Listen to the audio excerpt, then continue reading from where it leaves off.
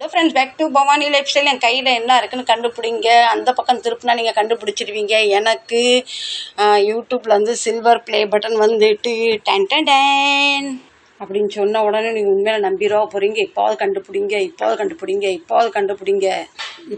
கண்டுபிடிச்சிங்களா என்ன சொல்லுங்கள். பாதி பேர் கண்டுபிடிச்சிட்டிங்க, இருந்தாலும் சொல்ல மாட்டேங்கிறீங்க. எனக்கு கிரிக்கிச்சி காக்குறீங்க. நானே ஓப்பன் பண்ணி காட்டட்டா? இப்போவாது கண்டுபிடிச்சிங்களா என்ன? எனக்கு கருப்பு கலரில் சில்வர் ப்ளே பட்டன் வந்துட்டு. ஏன்னா யூடியூப்காரன் என் மேலே ரொம்ப ஹாப்பி ஆகிட்டானா. இருந்தாலும் உங்களுக்கு ரொம்ப லொன்னு தான், பதிலே சொல்ல மாட்டேங்க. நானே சொல்லிடுறேன். Done done done. வேறு ஒன்றும் இல்லை ஃப்ரெண்ட்ஸ், இப்போவாது கண்டுபிடிச்சிங்களா? நம்ம வெயிட் பார்க்குற மிஷின். எதுக்குடா பவானி திடீர்னு மிஷினை வாங்கியிருக்க? நீங்கள் என்கிட்ட கேள்வி கேட்கலாம்.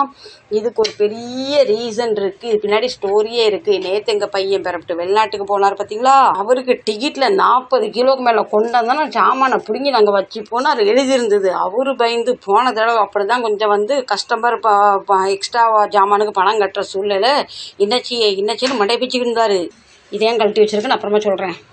நான் நைட்டில் 10:30 மணிக்கு 10:45 வேலை தோணும். மம்மி எனக்கு வெயிட் பண்ணணுமே, என்னச்சே ஏற்ற இருக்கிறது. நானும் பில்டிங்கில் ஒரு வீடு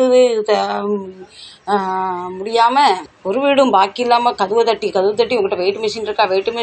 இல்லைன்னு சொன்னாங்க. பின்ன என் பையன் டென்ஷன் ஆகிட்டார். அப்போ நான் சொன்னேன், இந்த மாதிரி மிஷின் தான் வெயிட் பண்ணணும். உடனே எங்கள் பையன் டான்னு ஆன்லைனில் ஆர்டர் பண்ணிட்டாரு. ஹாலில் உட்காந்து ஆர்டர் பண்ணிட்டு பாத்ரூமுக்கு போயிட்டு உள்ள பெட்ரூம் போயிட்டு துணி மாத்துறாரு. மிஷின்காரன் வந்துட்டாரு. எல்லாம் பணம் இருந்தால் எதையும் வாங்கிடலான்னு சொல்லி இது 10 நிமிஷம் வீட்டுக்கு வந்துட்டு. அதுக்கப்புறம் பயந்து இது மேலே தூக்கி எடுத்து வச்சா நம்ம டோட்டல் லக்கேஜை 38 கிலோ தான் இருந்தது. வீணா போச்சா? இது ஒரு 500 ரூபாய் செலவு. அதுக்கப்புறம் எப்படி வீணா போகும்னு சொல்லி குடும்பமே சேர்ந்து ஏறி வெயிட்டை பார்க்க ஆரம்பிச்சிட்டோம். வெயிட்டை பார்த்த பின்ன நான் கடந்த 4 வருஷமாக அந்த 43 கிலோ இறங்கவும் இல்லை. பின்ன அதுக்கப்புறம் இதுக்கு மேலே எங்கள் வீட்டுக்காரன் நிற்க விட்டா அம்மாடியோ 100 கிலோவுக்கு 50 கிராம் தான் குறவு. சாரி, என் வெயிட்டை நான் தப்பாக சொல்லிட்டேன். இப்போ தான் நான் வந்தது 53 கிலோ நான். சரிங்களா?